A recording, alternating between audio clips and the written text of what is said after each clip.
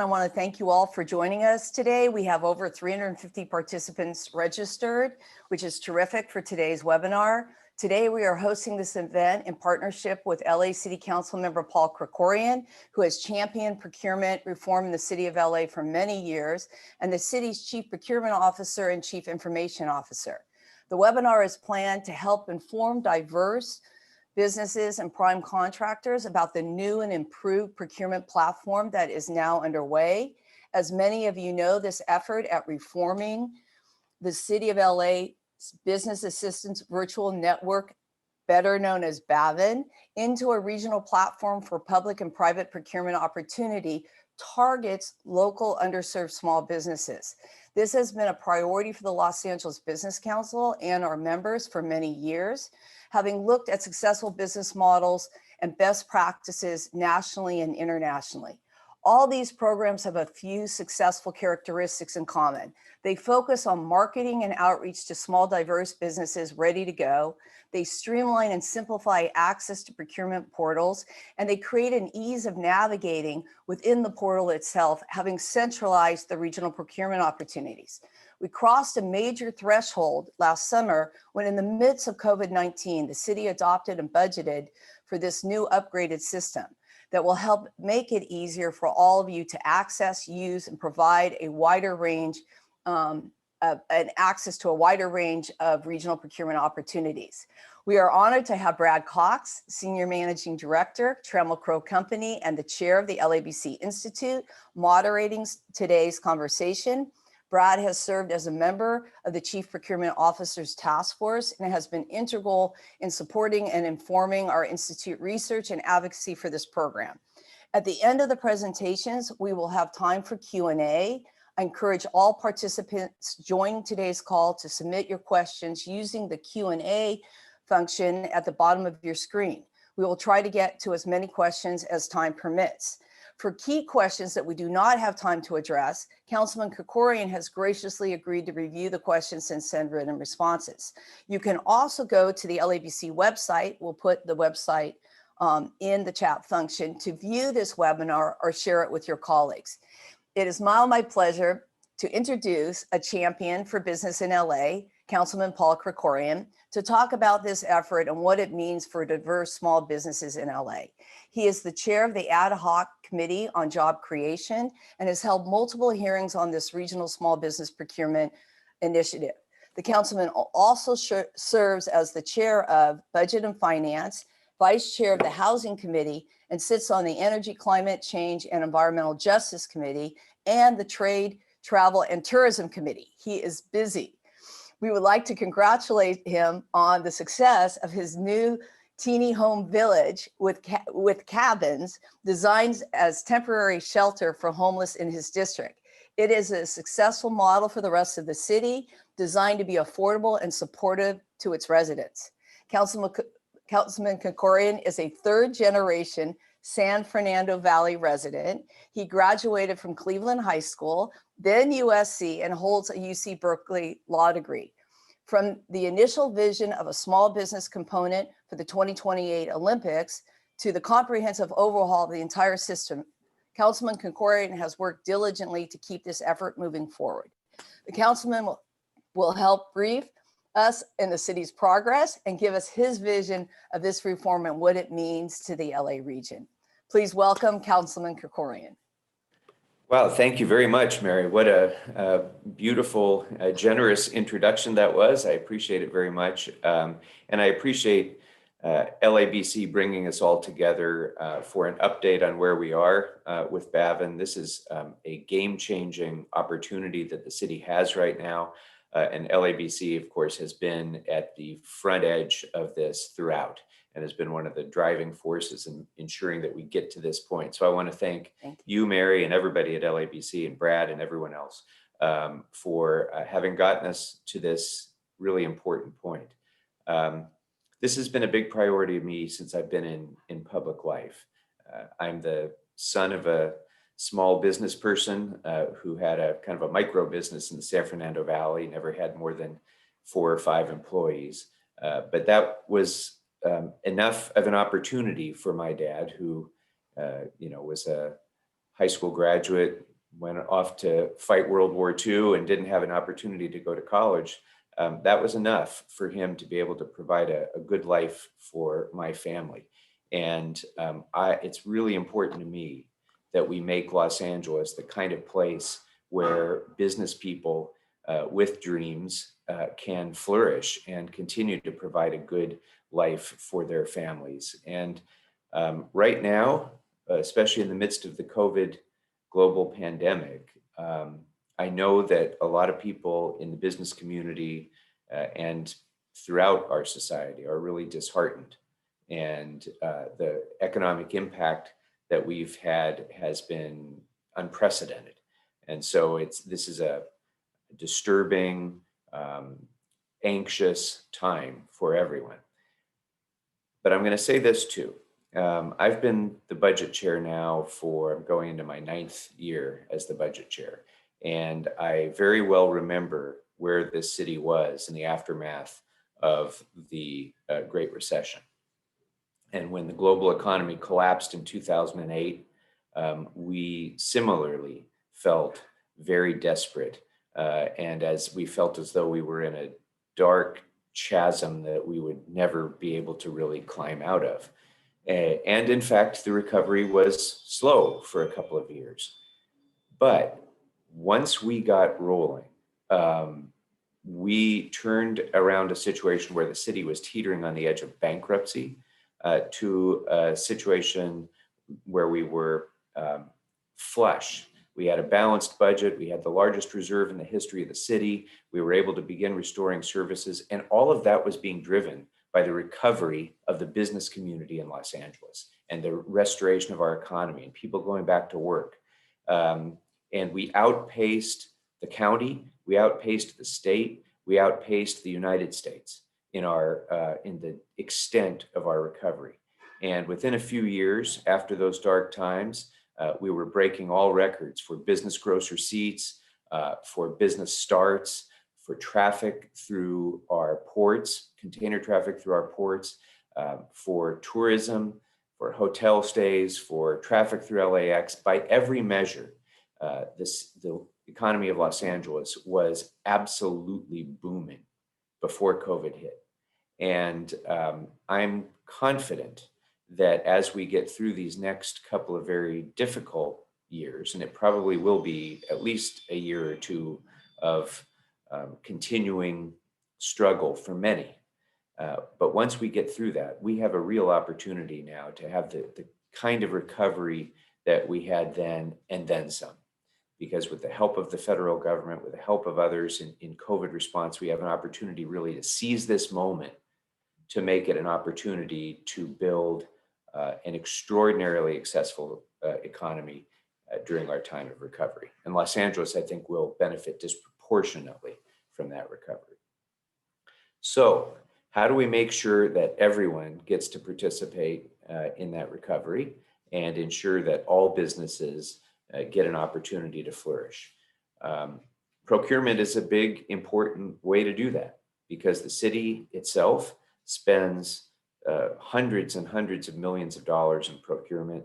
And one thing that I have found in my time in office is that far too much of that goes to businesses outside of the city.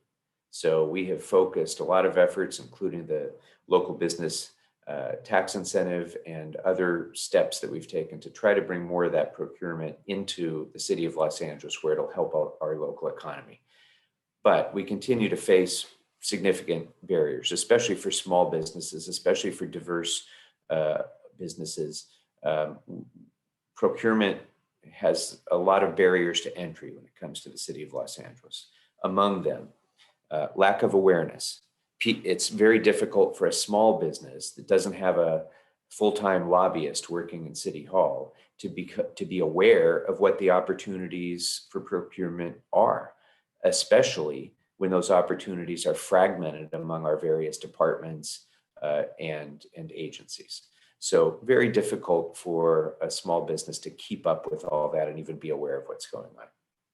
Often the procurement contracts are too big for a small business to effectively compete. And if they don't have an ongoing relationship with a prime, it's sometimes difficult for a small business to be able to benefit from those sorts of contracts. This city still, despite our efforts to fix it, still has too burdensome of a process for RFPs. There's too much effort required to respond to an RFP when the city puts it out. Too much documentation, too much bureaucracy. And especially that's compounded by the fact that different agencies within the city, do it differently. And we're working on that, but it's still a barrier. And the Bavin reforms that we're going to be talking about in a moment go far in addressing a number of these things. And then finally, especially for women and minority-owned businesses, and the certification process is often difficult, not necessarily in the city itself, but across government jurisdictions. So when the county and the city and LAUSD and Metro and Metrolink and who knows who else, the state and everybody else, all have slightly different processes and requirements for certification.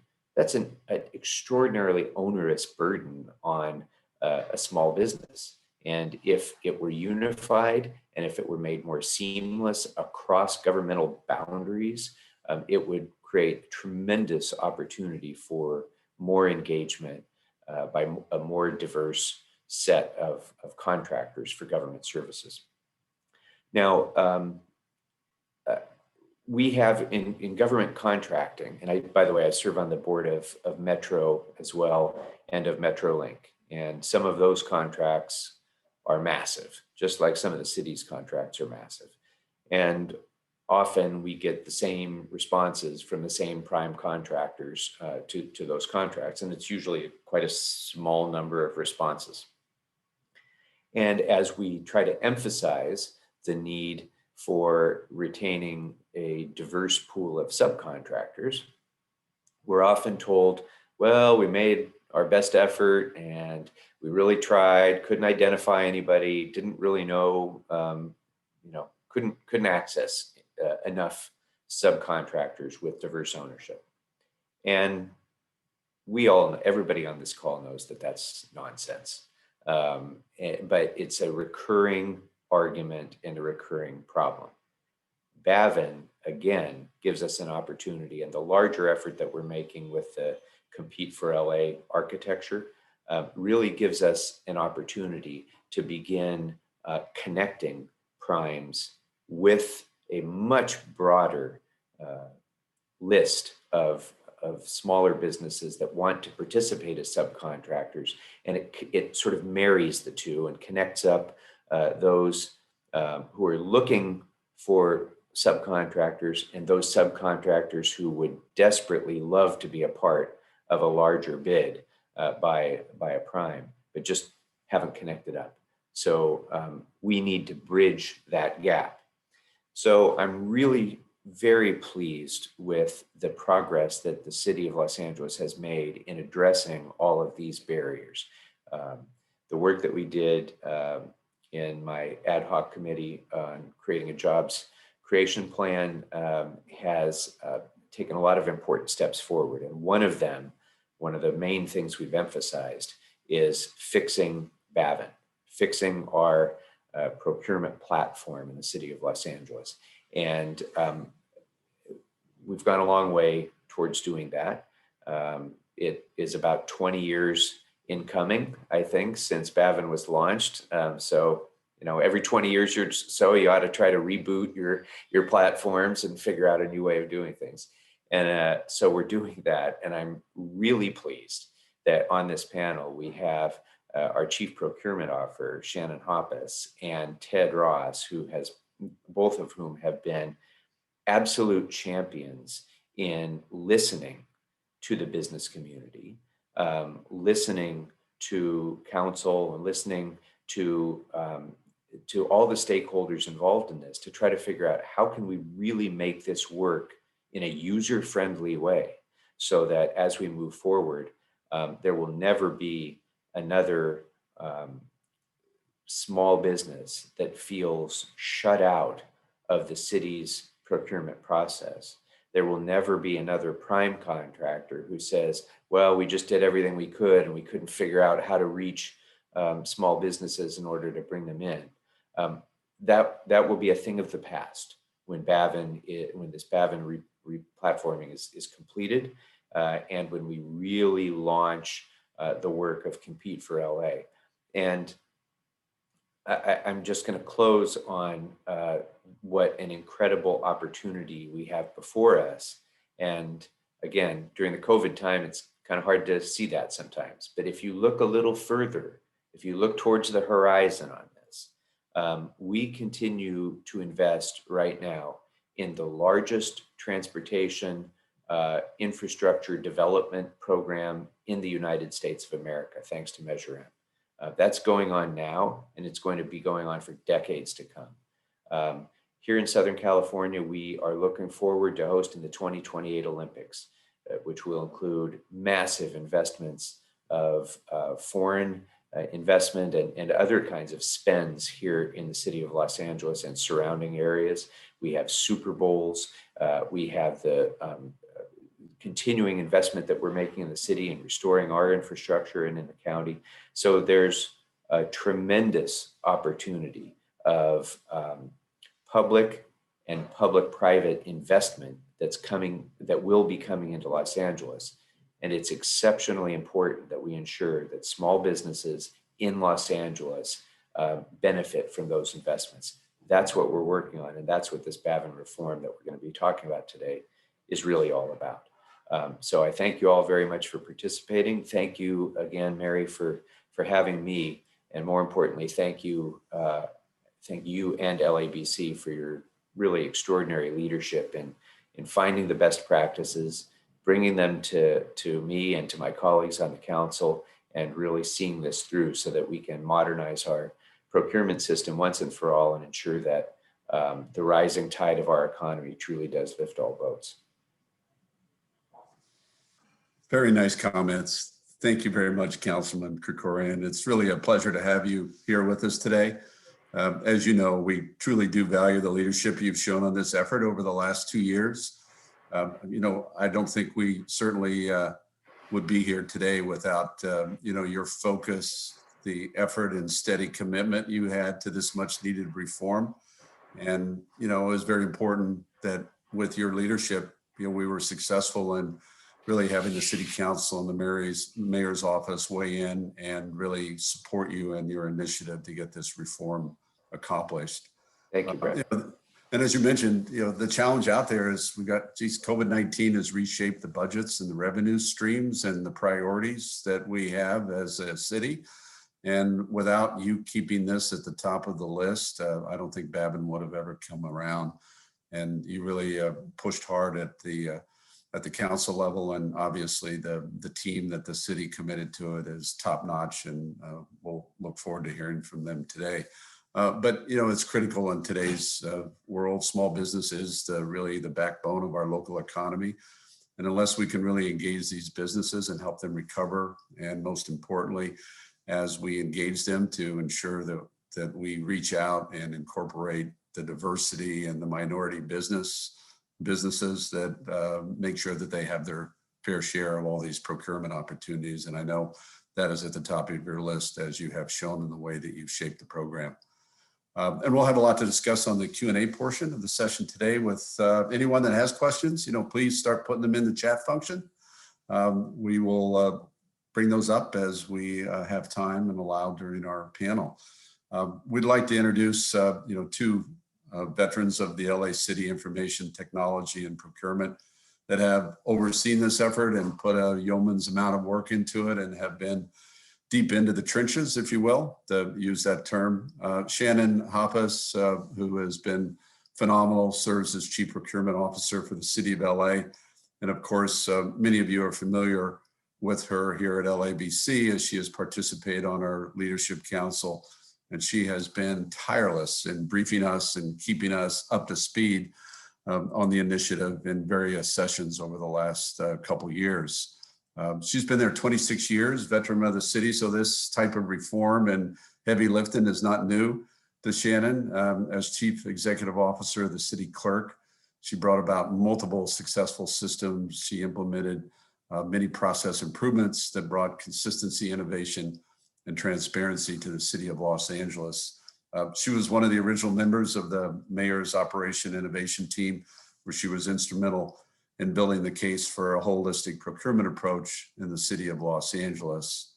Also joining us from LA City is Ted Ross, Chief Information Officer and General Manager of the Information Technology Agency for the City of LA. Like Shannon, Ted is a longtime veteran, 17 years with the city, including 3 years heading up ITA's Technology Solutions Bureau and 6 years as head of ITA. We welcome both of them today to give us a picture of what we are in this reform and what's next. And I do want to have a shout out to Andrew Choi. Andrew's worked very closely as one of the leadership members of the team and has again been very informative and very helpful as we've had these briefings over the last couple of years to move this process through. So with that, I'm going to ask Ted and Shannon to say a few words and welcome them, and then we'll dive into, after Lori will make a few comments, and then we'll dive into some Q&A. Ted, would you like to say anything before we start the presentation? No, absolutely defer to you, Shan. You've been a great leader in this area in support of the councilman's vision. Well, thank you to all of you for joining us, and thank you LABC for giving us the opportunity to talk about this great platform and being such a driver in this space. We are excited to be here to talk about this. This has truly been a team effort, both internally and externally. This has been something that the city has wanted and the businesses have deserved. We have come together, and again, I say it over and over, it's a true labor of love, because had it not been for that effort, we really wouldn't be here now. Especially in light of the budget shortfalls that we are experiencing. Collectively, the city and our business community have rallied and shown tremendous support for this and a desire to move this forward. And it is only because of that that we are here today. So I will jump in and give you some background, a little bit of background of the system, where we're at, and where we're headed. So what we're creating is very different from what you've been experienced with Bavin. Love it, hate it, no matter how you pronounce it, we know it's an old system. And what we're creating now is more along with the Councilmember is talking about, that regional place for people to come and start to connect. It's going to be a regional marketplace, not just of opportunities for the city, but it's going to include any and all opportunities from any and all participants. That includes the banking industry, the real estate industry, the sports and entertainment industry, small businesses, large businesses. It's really going to provide an opportunity for everyone to start to connect and build that rapport that is so vital to connecting and moving forward in these procurement opportunities. We know that we have large games coming our way. This is really going to be an amazing platform for us to showcase the opportunities that will certainly come with those larger games. Super Bowl, well, actually Super Bowl is already underway, funny enough, but our Olympics and our World Cup. It's going to be a place that we can partner even on various procurement opportunities, really showcasing the $33 billion of spend that this region has.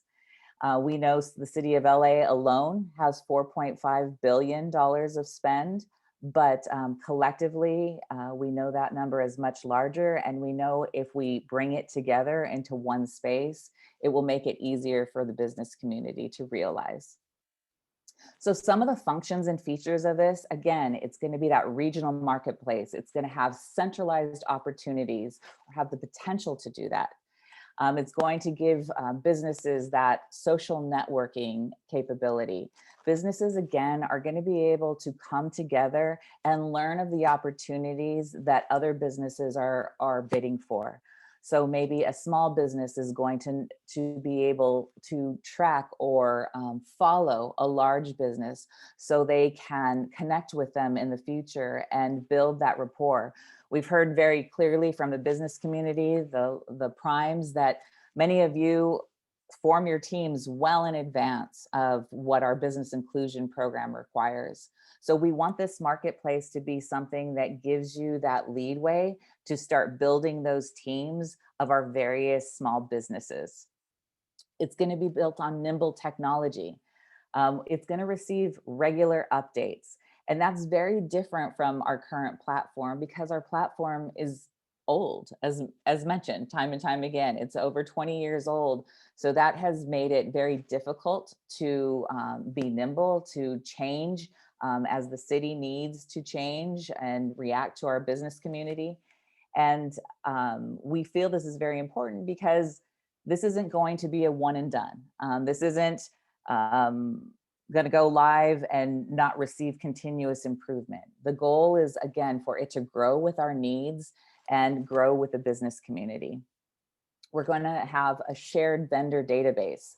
We're going to be able to allow vendors to build a vendor profile. So if they want to procure with our 42 different departments, there's no need for them to send in the same paperwork over and over again. Our departments are going to finally share one database of information from our vendors. And we're also going to have a digital certification process. We are one of the state's certifying agencies, and we know that it has been a difficult process, much of it being paper-based. We are going to finally digitize that process and make it an easier experience for the businesses. And finally, once all of this is built, we're going to finally, as a city, have the analytics to do more forecasting. And why that's so critical, and we've heard from you, is you need to know in advance of what the city is going to procure. You need to know how to scale your business in time for those procurements. You need to get certifications possibly in time for those procurements. So the more information we can share with you in advance, we know that's going to help you.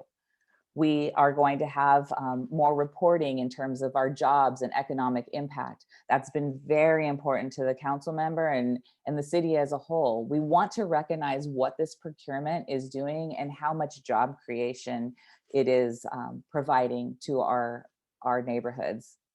So the timeline, the rollout, the initial phase is going to be March 2021. And that is really going to focus on our internal infrastructure, the foundation of this platform. You're not going to see a lot of difference. In fact, it's going to pretty much look and feel the same for all of you come March.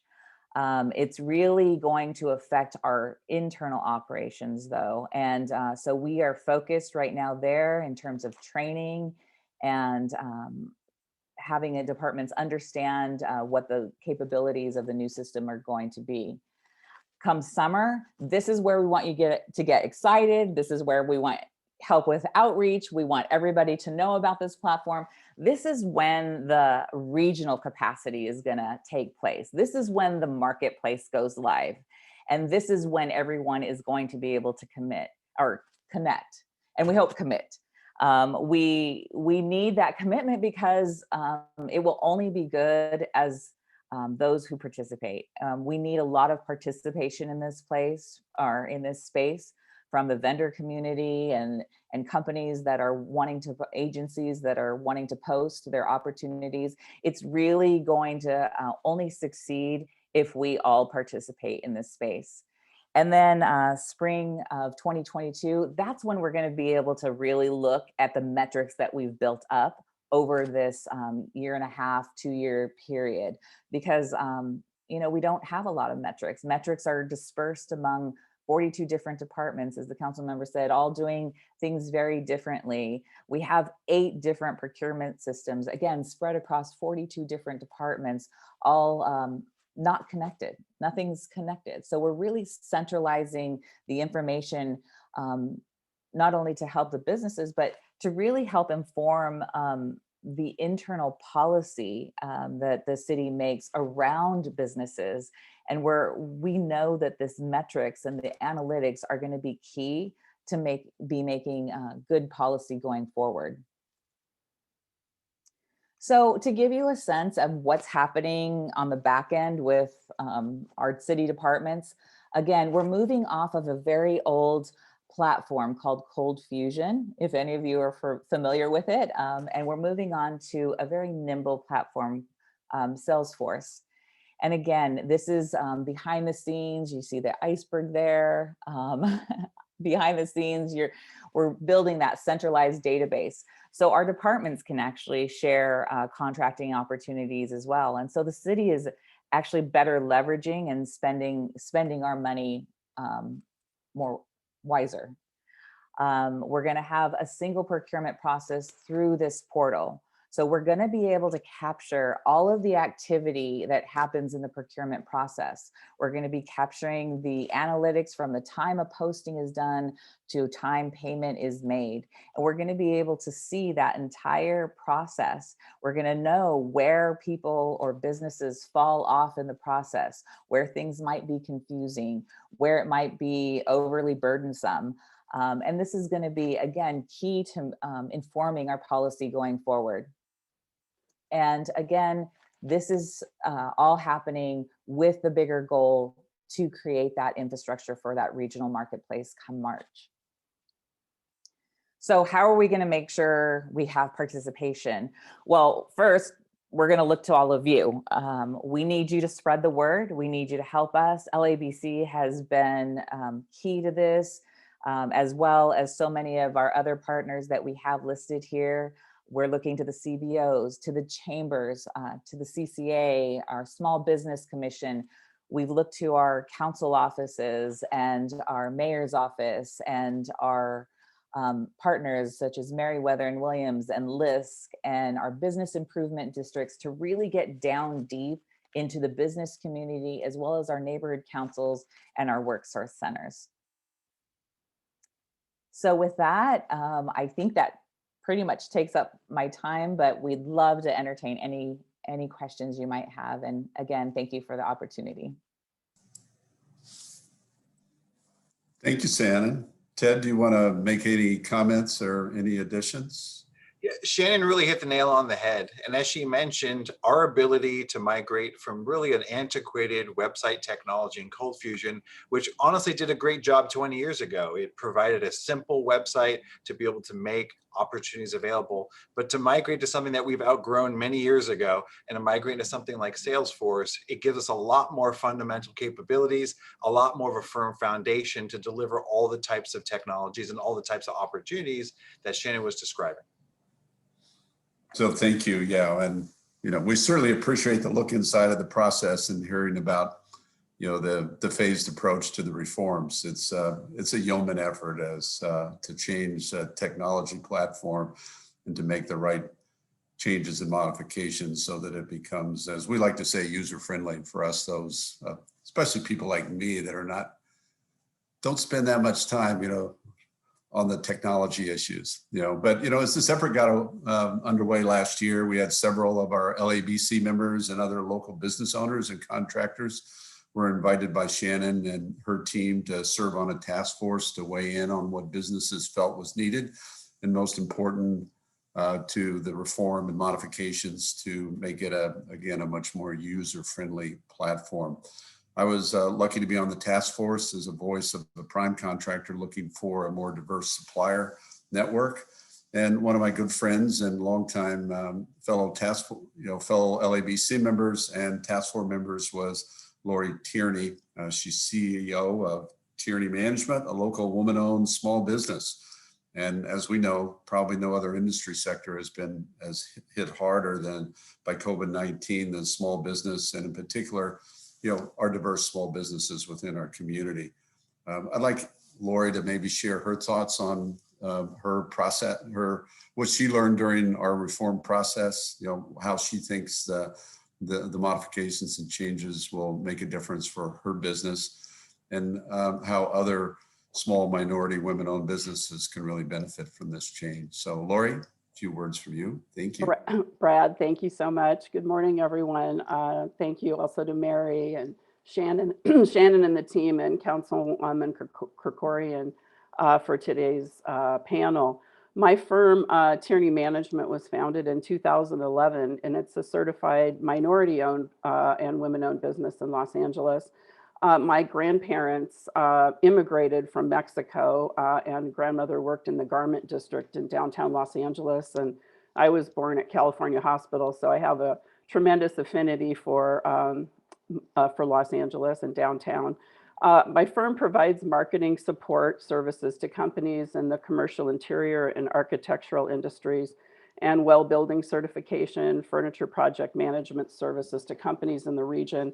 So I am pleased to have participated on this timely task force supporting small business, along with 21 other companies that were involved. Shannon and her team have led a very robust effort, as you saw from her slides, to enhance and reform the city's procurement platform at a time when small business needs help more than ever with visibility and connection to potential clients in need of their services. So they have engaged us every step of the way to help address the needs and concerns expressed by all of the task force participants on many of the sessions that we had. As you all know, the statistics on the impact to small businesses operating during this unprecedented pandemic are very sobering. I'm going to share just something with you. According to studies by SBA, Fortune, and Yelp, over 100,000 businesses have permanently shut down during the pandemic, with 60% that have closed and are not reopening. So it is estimated that 800 small businesses per day in the nation are closing, and Los Angeles is in the top 5 cities that are addressing this issue. Well, that all sounds kind of down. The positive to all of this is that the City of LA procurement team, Councilmember Crickorian, and the LABC task force are actually offering tangible hope to small businesses in the region through this reimagined BAVN procurement platform, which is going to connect all of us small and minority-owned businesses to potential new clients and primes, as Brad mentioned, and other revenue sources. So again, thank you for including me and for your support of the small business community in today's roundtable. It's greatly appreciated. Thank you, Lori. It's a crucial point to stress time and time and again. This effort really is about local, underserved small businesses being engaged and help them become involved in major opportunities here in Los Angeles. So I'm going to start the question and answer period, and while we have the councilman on hand with Shannon and Ted to answer your questions. One of the questions that's come up, Councilmember Crickorian, has been, does the city provide incentives for small minority-owned and women-owned businesses in their contracting opportunities? Thank you for the question. And yes, we do. In fact, there are gross receipts tax benefits that local businesses, small businesses can take advantage of. But on procurement, we initiated a local preference ordinance. I think that was about 8 years ago now that we initiated that. And it provides about an 8% preference for local companies that are bidding in our procurement. And the idea there is that our companies face higher costs. When you're in the city of Los Angeles and you have to pay Los Angeles rent and Los Angeles wages and Los Angeles everything else, and you're competing in a procurement against a company in Kentucky, you are at an inherent disadvantage. And obviously we want to equalize the playing field so that taxpayer money in Los Angeles is being spent for the benefit of the local economy and creating Los Angeles jobs. So we did initiate this local preference ordinance. I have to tell you, I was surprised that when it was enacted, it wasn't taken advantage of more widely. And I think part of it was, again, to our point about outreach and awareness, a lot of local businesses, small businesses, were not aware of the ordinance. And so I learned a lesson from that we need to do a much better job of doing outreach. And that's one of the reasons that we're having this discussion today. I also will say that we still have to do some refining on that ordinance, because it probably captures more businesses than it should, just because of the way it's defined.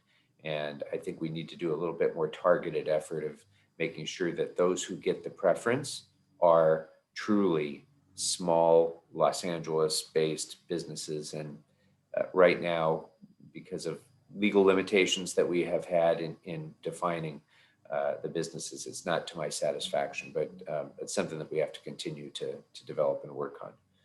I do just want to throw out there that you can go to the city's small business portal at business.lacity.org, and all of these sorts of programs are, really laid out well there. And it's a real treasure trove of resources for procurement preferences, for tax considerations, for all sorts of contracting and other information that businesses need to know about. It's a one-stop shop. Those are all, great points. And thank you for adding some clarification relative to the incentives that are available. One of the issues that came up during our task force, and any three of you could maybe answer this question, is, is the system going to, be a little bit more friendly, I guess? Is there going to be a simplification of documents, required submittals that are required as part of the procurement application process? Is there going to be an easing of insurance requirements for some of the small businesses that have a hard time, in particular in this market? Insurance, as we all know, those of us in the property business know it's upside down. But is it going to become easier for our small businesses to really onboard and become engaged in the platform? And that also goes back to the councilman's comment about just a matter of us making sure we do the proper outreach to communicate like we are today on what the process is going to be on a go-forward basis. So I would say that there's two parts to that question. One is the substantive and one is the procedural. And the procedural part of this, I'm going to ask Shannon and Ted to address, because I think a lot of that barrier is just technical. It's can I put my information in one time instead of 50 times, for example? It's those sorts of things, and all of that, I'm sure they are going to say shortly, is going to be vastly improved. There's also the substantive part that is not their responsibility. That's our responsibility. And I will say that over the decades, Los Angeles leaders have piled on more and more and more well-intentioned requirements for the procurement process that has just made this exceptionally a burdensome process. And we on the city council need to do a better job, I think, of culling some of those requirements out and making it simpler, rather than piling on, out of, good intentions, filing on additional requirements that just make it harder to get people to compete. And so we're working on that, but on the more immediate side, I think Shannon and Ted can speak to the process benefits. Shannon, if I may, I could weigh in on that one. So certainly on the procedural items, you're getting just a very different experience. Information you enter your vendor record is robust. It allows you to be able to share it with other vendors through that vendor network effort, as well as it allows you to leverage it when you're filling out every form. Form entry allows you to save that form information and then apply it into other forms. So yeah, it's going to be a very different and a much better digital experience. And I think also, though, to the councilman's point, the improvement into the system also helps elected leadership better manage the substantive portion. So the analytics, the reporting, the insight, it allows us to actually help inform and drive better data-driven decisions so that they can help understand maybe where some of the issues are a little bit better and have good facts and data behind them. Shannon, any add to the comment?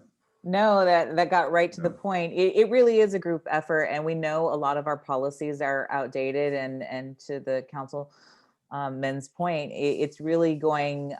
I think in our role, we are also positioned to work with the council in packaging some of these outdated policies and seeing what the will of the council is in these spaces.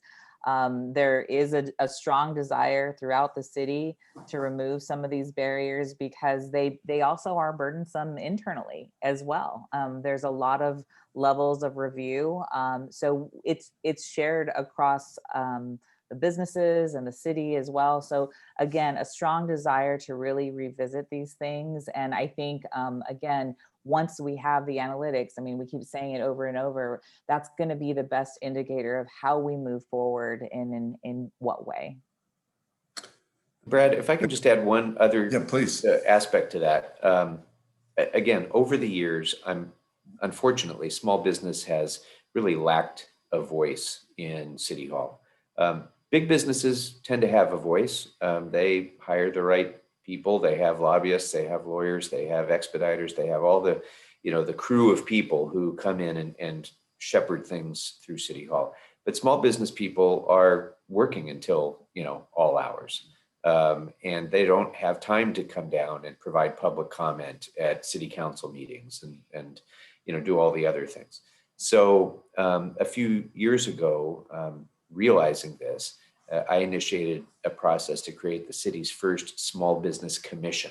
So we now actually have an official part of the city family, a commission appointed by the mayor and the council, I should say, to actually evaluate what the city is doing or not doing and how it impacts small businesses. So the Small Business Commission will be a great clearinghouse for the input of the people who are on this call and other small business people we want to hear how the things that we do are adversely impacting you or benefiting you. We want to hear that, and the Small Business Commission is a way to take that in and develop policy that then comes to the council. Makes it work. One of the questions that comes up a lot from people is, will the platform support the private sector posting subcontracting opportunities? We have obviously these huge events coming up in World Cup, Super Bowl, US Open. There's going to be a lot of sports. And obviously when we move past this post-COVID period, large entertainment events like the Grammys and other, the Academy Awards and other opportunities. So will there be an engagement so that these small businesses that are registered and have met all of the requirements to be a city procurement partner, will the private sector be able to access that database? That's exactly what this is being built to do. And it's no more important than ever to get everybody back to work with whatever work that is, whether it be with the city, whether it be with the games, whether it be with the county, wherever that opportunity is, we want our business community to be able to access it. But again, that's the focus. It was the focus of Compete for London, and that was the desire, was to bring that capacity to the city of LA. And so it is exactly for that intention, for everyone to be able to connect around these large events that are coming our way. And Brad, to add, technically, it's going to be both the ability to go online and enter an opportunity as a private sector company. And we're also building open APIs so that if you have your own internal system, you can communicate from your system to this regional portal electronically through that interface to be able to publish that opportunity in a more automated fashion, which even reduces the work on the company itself. Yeah, and will as we do put that into place, is the system going, when will it migrate? You had mentioned your schedule here. Is it going to Bavin going to continue to rest on until in its current repository until such time that it migrates over? And when it does, how does that really take place? Well, again, when it moves to Salesforce, does the bid process remain status quo, or is that when it actually changes? The bid process is going to remain the same at that point, but everything moves over onto Salesforce in March. And do note that for those of you that are currently in Bavin, all of that information is going to transfer over into the new system. So there's no need to re-register or do anything on your end. Everything is going to migrate. But again, a lot of this is also speaking to the policy and processes. And that's really what my team is coming in to address, the technology, policy, and process of procurement. And we've already been doing some proof of concepts around a new way of executing our RFPs. That's resulted actually in quite a number of different responses, or more responses in areas that we typically haven't gotten many. We hope to digitize that in the future and make that something, an additional feature to the platform. That's just it. We realize with this platform, if we can think it, we can dream it, we can build it. It's just really having the time and the people to do it. Exactly. My team is small. Ted's team who are dedicated to this. We're a small but mighty group, very passionate, but we know this can go so far over time, and that it will. It will. The expectation both internally and externally is that it will. And Brad, it's a very powerful concept for the folks who are on Bavin today. They're on a more antiquated system, and then in a couple of months, they'll be on a very powerful system that they'll be seeing and experiencing a lot of those benefits in the near future. So, and just to follow up, and what I heard from you probably addresses, there's been a couple questions on our board from our attendees about that if one is in the process of trying to get certified as a woman-owned or minority-owned business, should we wait until the new platform is in place, or should we continue on Bavin and initiate that process today? Yeah, you would want to continue. Understand that I think someone mentioned county versus city. The county's experience is going to be very different. They allow self-attestation as to whether or not you're a minority or women-owned business. The city is one of the only state agencies certified by the state to certify businesses. So ours is always going to be a more lengthy, in-depth process, but the process, the paperwork itself is going to be digitized and streamlined. You're going to know where you're at in the process. So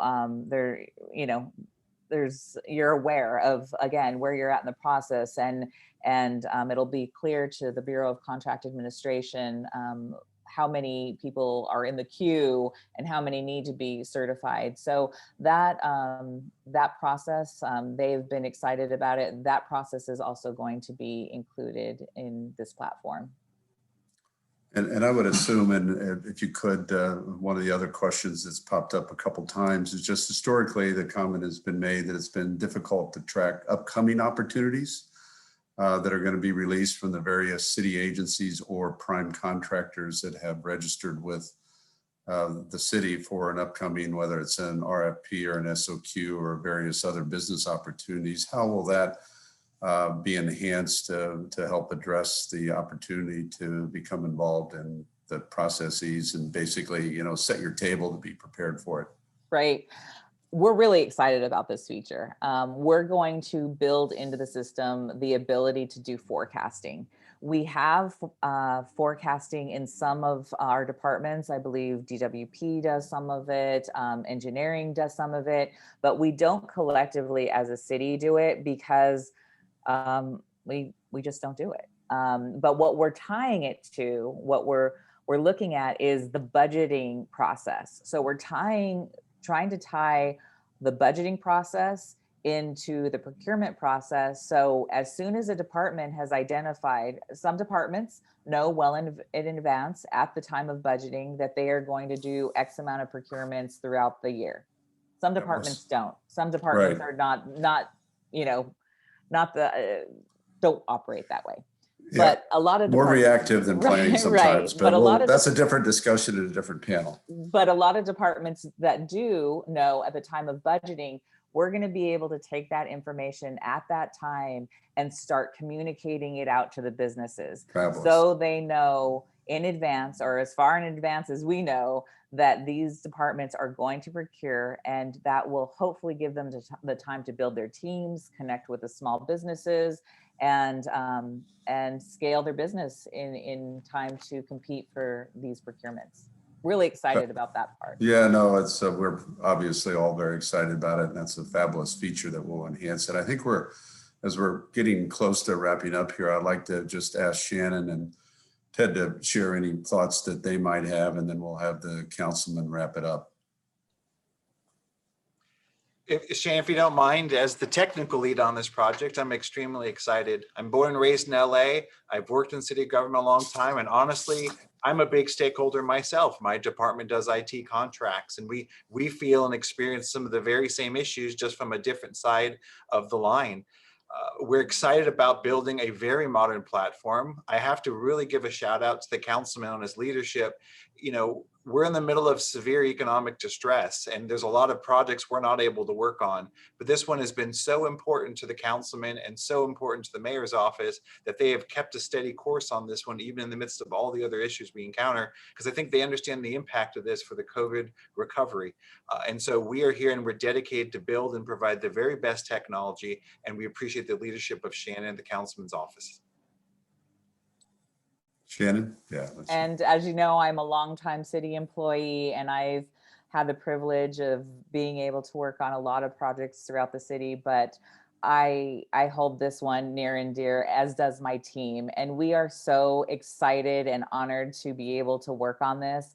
I hired onto the city again over 26 years ago, and procurement was broken then, and it not much improved over the time with the city. So I'm glad actually to come full circle and really have the opportunity to participate in this space. And it's long overdue. And I love that we're just all here focused on this and understand the importance of it to our city. So thank you for the opportunity to be here. Thank you, Shannon. And Councilman, we'll let you wrap it up, and then Mary say a few words and final. Well, thank you very much, Brad. And let me just again thank Shannon and Ted for the work that they've done in bringing us to this point. I hope that everybody on this call is excited about the opportunities that we now have before us, thanks to this effort. And I want to thank LABC as well for constantly being the driving force around this. As I mentioned, I've been the budget chair of this city now for 9 years.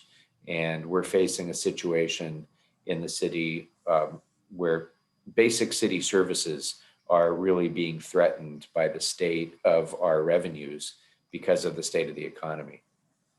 And Ted and Shannon both were kind to mention that, you know, this has been a commitment of mine, even in those difficult times where we're cutting the most basic of city services. We're continuing to try to press forward with these efforts because you don't eat your seed corn. And basically, if we're ever going to get out of this economic catastrophe, we're going to be led out of it by the success of our business community, by continuing to create jobs, create opportunity, to create income.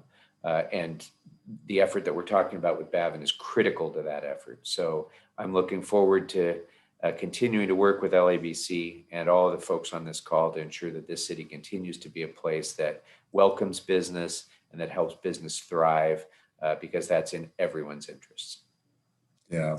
Councilman and Shannon and Ted and Mary, I'll kick it up to you to close. I guess I just like to say that you would never have guessed that a subject like procurement would elicit such passion and commitment, but it does. And for Shannon and Ted and Councilman Crickorian, I think this is a veteran passion. Like you have to have been around long enough to have seen it and know how important it is. And I just think you have our 100% commitment and support with this, and that we will continue to plug any of the holes and support what you're doing. And we know it's big, and we know there are a lot of different facets to it, and that everyone, like the Councilman and Shannon and Ted said, have to step up to help you, right? There's a lot of pieces here. A lot of people can play a role. And I just think it's super exciting that you've laid out a plan and a path for us. And I want to thank you for that. And also to our chair, Brad Cox, for his leadership, because as the leader of the Institute, this is where we have to go out and get the funds to do the research and the support and the advocacy. And it's a commitment, and Brad has a day job. So this means he really cares about it. Sometimes. Yeah, sometimes he has a day job. We don't really let him do it very much, but he knows, because as a prime contractor himself, how important this project is. And we didn't even know that COVID would make it even more important. So now we really, really understand why it's so important. And we're really thrilled to see the progress you've made. And the only other thing I would say is I thank my own staff who had worked really hard on this as well. We're not large either, but everyone really likes this project and doubles down on their time. And Lori Tierney, who's been with us from the very beginning. I think you were in the first meeting with the mayor's departments, trying to figure out, how to communicate this and why it was important. But for, I think, the LABC, this really resonates. We never thought of it as actually something that our members would utilize, but clearly it's very important to them as well, because we have a lot of diverse businesses within the LABC. So with that, I would just thank everyone for participating today and let you know that you have our continued support and commitment to this project. Thank you all.